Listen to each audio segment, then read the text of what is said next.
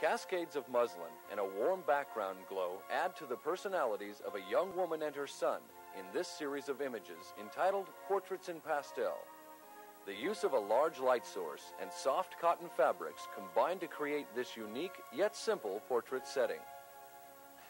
The idea in this particular photograph was to create a very contemporary style of photography, a little bit different than what most people have seen.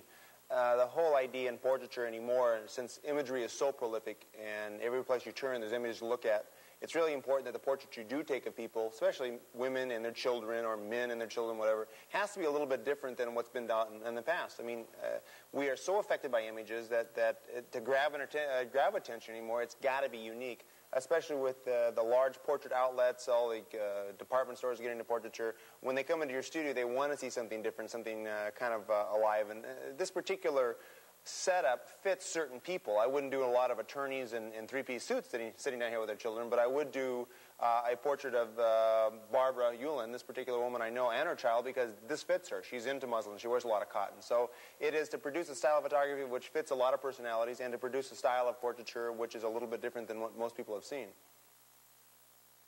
With the client en route to the studio, Collins and his assistant Kevin have no time to waste in setting up for the day's shoot.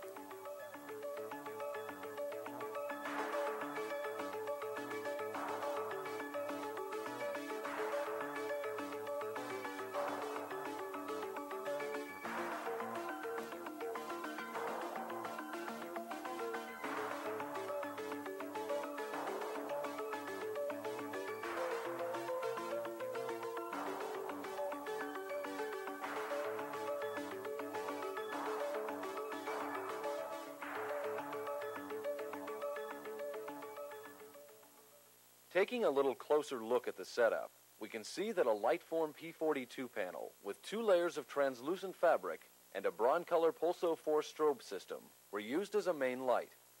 A P22 frame with black fabric is connected to the front side of the main panel with double clips to contain any spill light and act as a gobo for the lens. A second Broncolor strobe head with a sheet of Rosco Lux Amber Gel and a 2-stop ND gel was aimed at the white seamless background paper.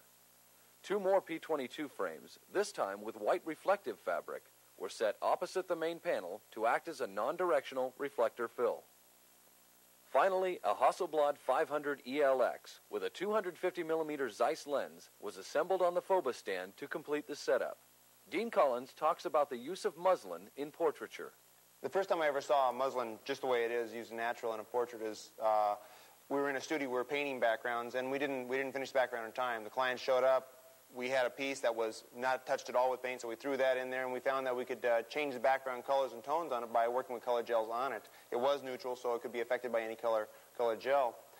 You pick up this material just by going to any large fabric outlet, and they sell it for, they call it pattern fabric or pattern muslin, which they make their patterns for a real high-quality dress out of this material. After the patterns are done, it looks like it's going to fit. They take the pattern apart and then use the good material with this, so it's kind of like throwaway material. It's real cheap. And it can be tied and tie-dyed. It can be painted. It can carry lots of different water-based paints into it. It's a really unique material. Model Barb Yulin is brought onto set, and Dean begins by working a pose to match the comfortable feel of the soft cotton surroundings.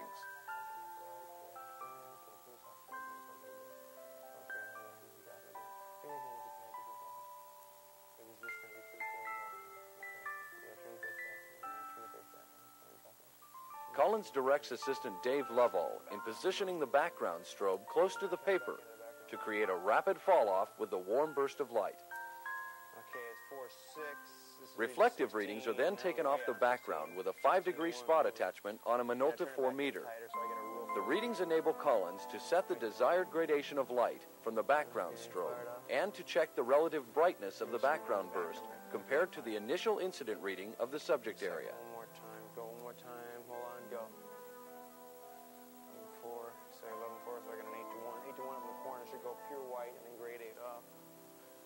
So let's try it. Okay. Prepared for his first Polaroid check print, Collins sets his camera at f5.6 and makes the exposure. The first check print is successful, with the proper exposure values in the diffused highlights and a soft edge transfer to the shadow area. Collins is pleased with the results of his test shot and decides to put the image on film. Using Kodak Ektachrome EPN 120, he captures the different moods of Barb in her pastel setting. Very slowly bringing the nose back into me. Keep the hand up there, but keep it just a little bit low. Right there. That's good, that's good, that's good. Drop the head a little bit down. Okay, right there. Good, good, good, good. Right there. Okay, touch of a smile. Whoop, whoop. Lower the head just a little bit down. No. Okay, a little taller in the back. A little taller in the back. Okay, right there. Good, good, good, good, good, good, good, good. Okay, yeah, draw it. Now, Collins explains how to create the soft pastels. Working with color gels off of backgrounds, there's two ways you can really do it. You can either have a pure saturated color, which is important to either work with a black background or at least have the background a pure black when only the main light goes off. Even a white piece of paper can appear black if no light gets to it from the main light. But if you want a pastelish feeling, kind of a very light pastel feeling, you first of all let some of the main light strike the background or bring the background in very, very close behind the subject to where some of the main light contaminates the background.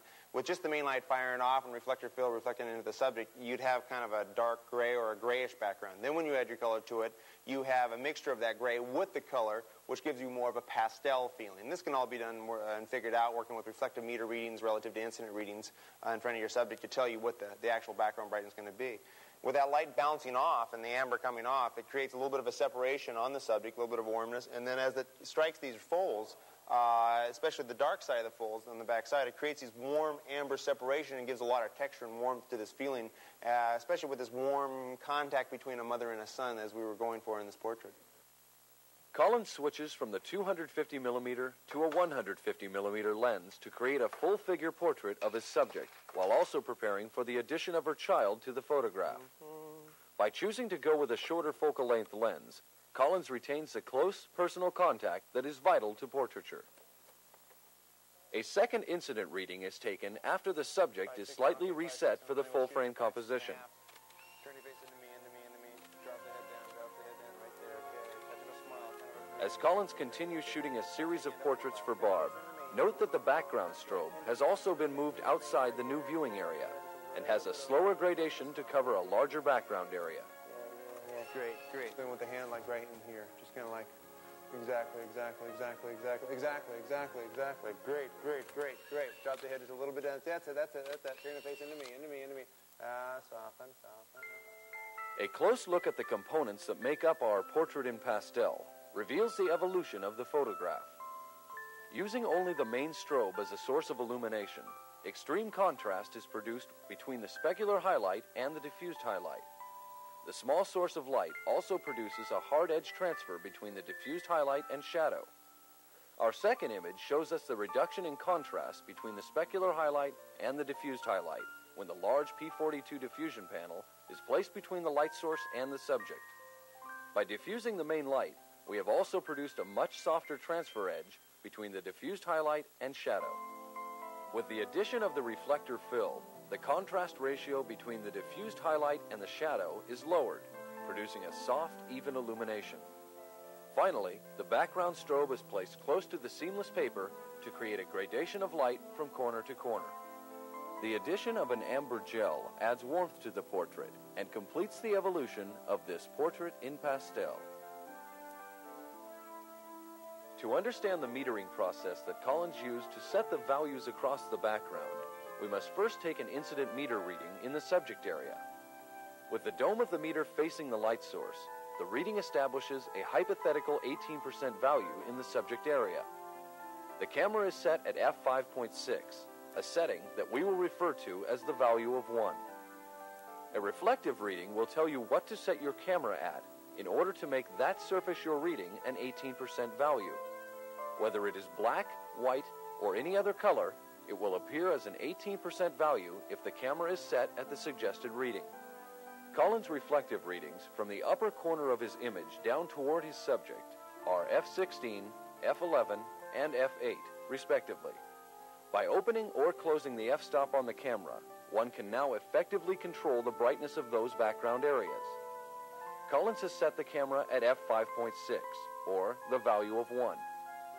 Since f16 is 8 times brighter than f5.6, just as f5.6 is 8 times a larger lens opening than f16, we can then consider the respective lighting ratios 8 to 1, or 3 stops brighter than 1, 4 to 1, or 2 stops brighter than 1, and 2 to 1, which is only 1 stop brighter than the value of 1. With the understanding of this metering process, you can accurately predict the brightness of your backgrounds before the camera is even loaded with film.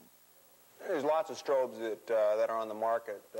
They range in multiple powers and multiple sizes. And one other thing they range in is what's called symmetrical or asymmetrical. Asymmetrical is the ability to have X amount of power in this strobe head and have another amount of power in this, 200 watt seconds in this strobe head, 100 watt seconds in this strobe head, how you throw the switches.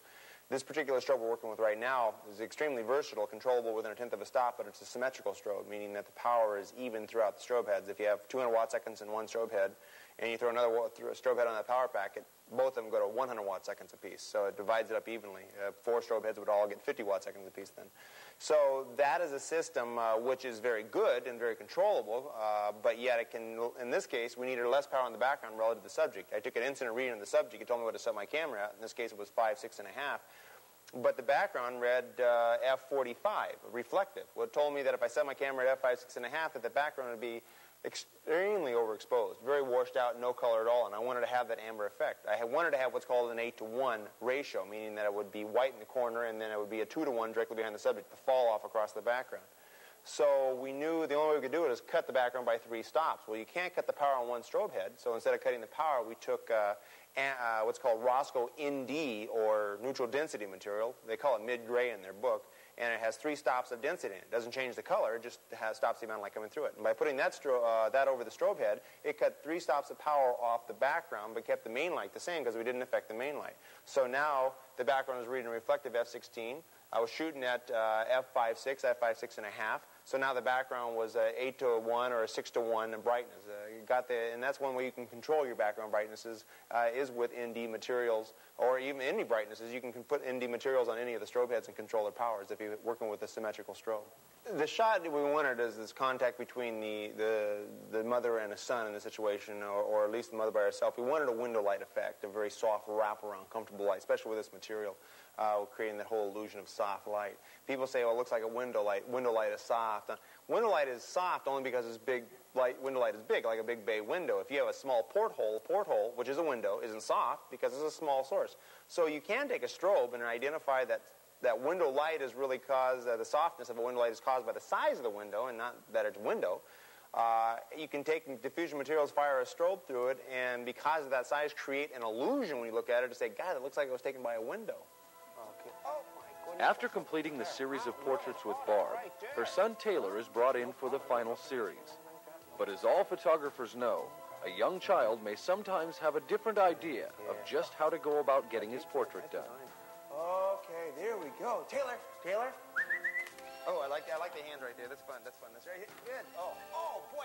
Collins shoots the final series with the 150mm lens, setting his actual f-stop at f5.6 1/2. By underexposing the film by 1/2 stop and overdeveloping or pushing by 1/2 stop, Collins retains the ability to push or pull his film in final development without affecting the color balance of the film. Okay, get him right over here. So, whoa, have it right there. Okay. Taylor. Okay. Whoa. Yeah, okay, yeah, it's a little crunchy. Okay, get down here low. Whoop. Okay, yeah.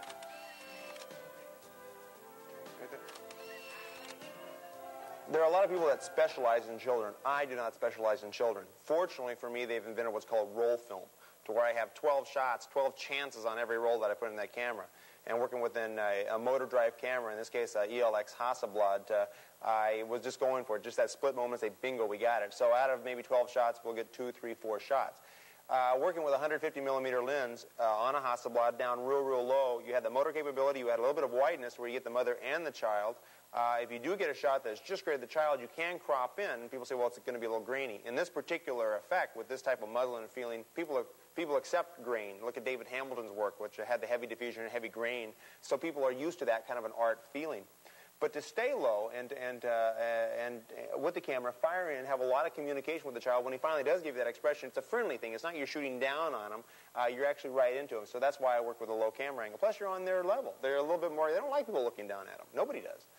The whole aspect of this kid, though, is he was a friendly kid. He wasn't a screamer or a crier. He was just squirrely. He was squirreling around. And we had one thing going for us, though, is that the kid loved food. So we could coax him into it. And after 2 or 3 rolls, we finally got probably the expression that we wanted, just the shot we wanted, and we ended up with a kind of a fat kid. But that's the mother's problem. Huh?